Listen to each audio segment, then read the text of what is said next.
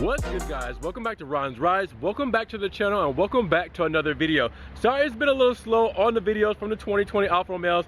Don't worry, there's still a lot more coming. It's just been crappy weather as of lately. As you can see, there's a little bit of fog and just gloomy weather today. Also, I've been a little sick the past couple weeks on and off, so I'm starting to feel a little bit better, and now I'm back at the dealership for the video that you guys love to hate.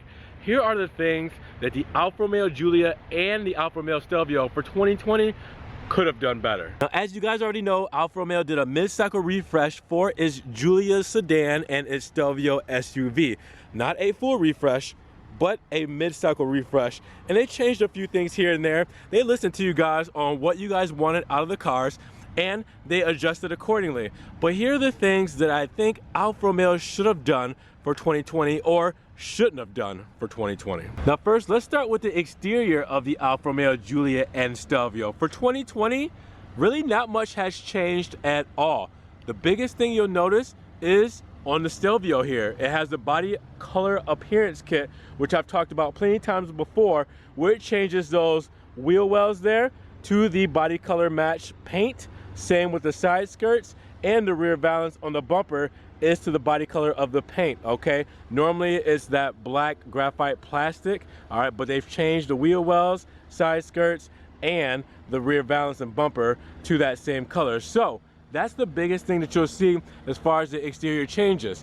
But what you guys wanted to see, and I could kind of agree here, is you wanted to see full LED headlights over the bi-xenon headlights that the Alfa Romeos currently have. I know a lot of you guys have said, the bi-xenons is old technology. Everybody's moving over to LED these days. And I agree. I mean, they do look nice, but you think of like Maserati's full matrix LED lights, and you can see where Alfa Romeo deserves that same kind of treatment in their vehicles. So the biggest thing I feel like the Alfa Romeo, Stelvio, and Giulia should have changed on the exterior for 2020 is the headlights. Now, I've always loved the rear of the Alfa Romeo Stelvio and Giulia. Biggest thing with this Nero Edizione package is it's all blacked out. Not only do you have the body color appearance kit that gives you that glossy black paint, you also have the rear valance done in the dark meat-on finish, the also exhaust tips done in the dark meat-on finish, and the Stelvio badging. Looks phenomenal. But when you move over to the Giulia, we'll go this way, and you'll see that the rear looks just as tasteful. But what I feel like Alfa Romeo should have had for 2020 is some kind of spoiler. Now I know that the Quadrifoglio comes with the carbon spoiler, and it makes it that much more special. But the Alfa Romeo Giulia, it seems so plain without a spoiler. The back and the curves look phenomenal, but the sportiness could be there, all right? The sportiness could really just set it off if you had some sort of spoiler. Now I know this is not the sport model of the Alfa Romeo Giulia. Big way you'll be able to tell is the rear valance. It's just going right across there, all right? There's no honeycomb grille, all right? No aggressive look, no finish to that. But if this was a sport model, it still wouldn't have a spoiler. Even when you get the carbon fiber model, you'll get a couple carbon fiber changes like the rocker panels and the mirror caps, but you don't get a carbon fiber spoiler. Again, they probably don't want to take away from the specialness of the Giulia Quadrifoglio. But I feel like even some sort of, graphite matte plastic look for the spoiler, the Giulia Quadrifoglio type spoiler, but with the plastic look on it. It doesn't have to be carbon fiber. It doesn't even have to be body color. Some sort of spoiler on the back of this Giulia would just really set it off, give it that flair. I've seen them with them because you guys have put them on your cars and I've filmed them, and they look phenomenal. It just adds that much more to the vehicle. I feel like for 2020, we got to make Alfa Romeo a little bit more sportier. Maybe in the full cycle refresh, we'll see it. All right, so I know you guys are thinking more horsepower. With the cancellation of the GTV, with the cancellation of the 8C, no 6C, no two-door Giulia coupe, nothing that gives us any hope for faster Alfas besides the Quadrifoglio models, you're gonna say, I wish they had a horsepower variant in between the 505 horsepower of the twin turbo V6 in the Quadrifoglio and the 280 horsepower in this inline four-cylinder for the Giulia and Stelvio. That I can't fault Alfa on. With this being a mid-cycle refresh, you don't expect them to boost up the horsepower really. It's more of cosmetics and technology. So I'm not gonna fault them too much. Obviously, yes, we would like to see something in between as far as those power plants, but you know, I would love it, but I'm not going to give them crap about it. I'm just bringing this up because I know you guys are going to say something in the comments below, and I can understand why you would want it, but understand why we don't have it, because again, it is a mid-cycle refresh, not a full refresh, but expect to see the next versions of the Giulia and Stelvio to probably pack a little bit more of a punch. It does drive pretty damn well for what it has, and the carbon fiber drive shaft, the 8-speed ZF transmission, all that stuff works in unison to make these cars very fun to drive. The steering response, I mean, you're gonna love it. You're just gonna want a little bit more, and we'll wait for it for the next versions of these cars. Now, inside of the 2020 Giulia, a big feature here now is the new button layout for the Giulia and Stelvio with the new center console here. It looks phenomenal, and there's some things that is really pissing you guys off. One of them being the cup holders. Now, the Giulia has an open cup holder feel here, all right? No doors like the 2019 and below versions that will cover up the cup holders and make this look a little bit more sleek and a little bit more just luxurious. All right, now I know some people are like, you don't need it to look luxurious, it's just cup holders. But some people like the cleanness and sleekness of the cup holder cover that is actually on the 2020 Stelvio. So here's my point. There's no consistency with the layout here. If you get the Giulia, this is what you get. You get the open cup holders here with the gloss surround trim. All right, you have your 12-volt there, and you have your USB there. All right, that's it. And then you have a little storage space. But that's how it is for the Giulia. But if we were to, in real time here, just go over to the 2020 Stelvio, you'll see that it's a completely different look.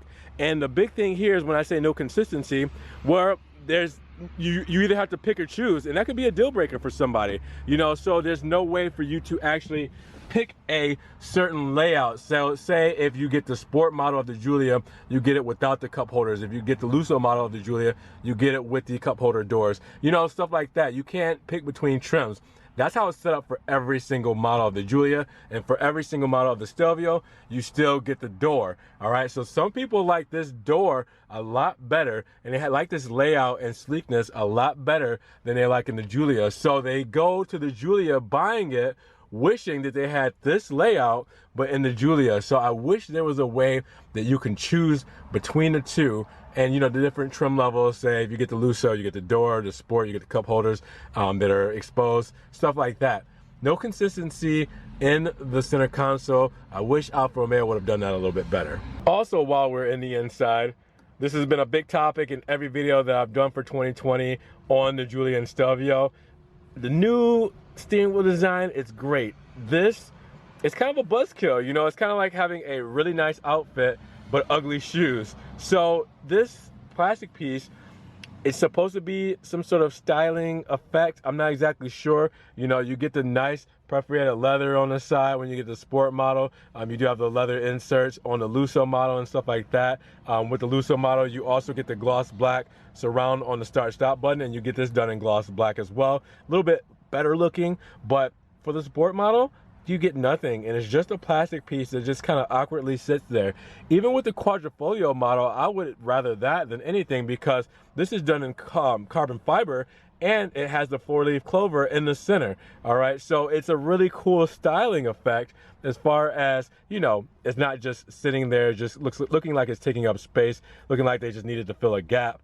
I just didn't really understand why Alfa decides to put this here, unless they did it with the Lusso model in the gloss black. We saw that, and like I said, the carbon fiber for the Giulia Quadrifolio. But the other models have to suffer with this kind of less attractive plastic piece. Now, while Alfa Romeo has done a phenomenal job with the new button layout as far as how everything looks, how everything functions, I mean, the new shift knob is just beautiful. The Italian flag here, it's all phenomenal.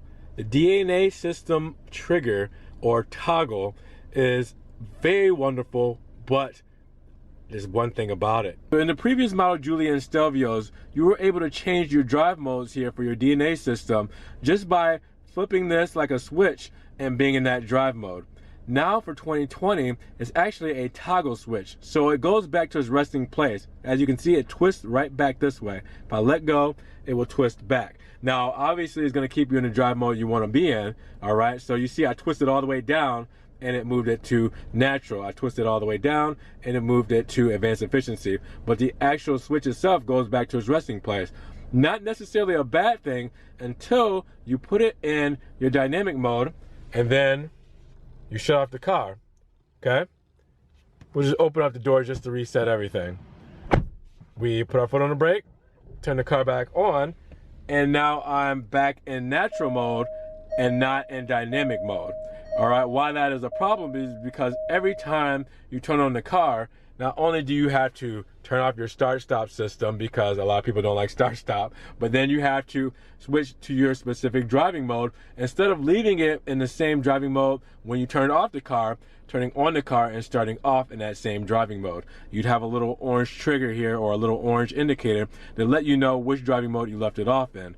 Now, I know that they're trying to keep people from probably being in dynamic mode right off the bat when you cold start the car and you're giving it its most torque and throttle response and everything, and you're probably pretty hard on the engine when you're in dynamic mode when you first start.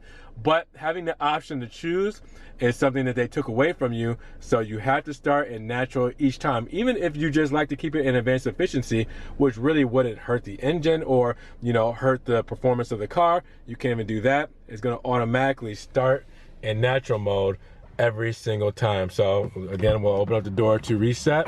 All right, start it, and back to natural mode. So again, that's maybe a little nitpicky, depending on who you are. I just really wish you had the option to choose which driving mode you wanted to be in and stay in, just like the previous models. Now here's one you guys have been very vocal about: the new 8.8-inch touchscreen system for Alfa Romeo for 2020.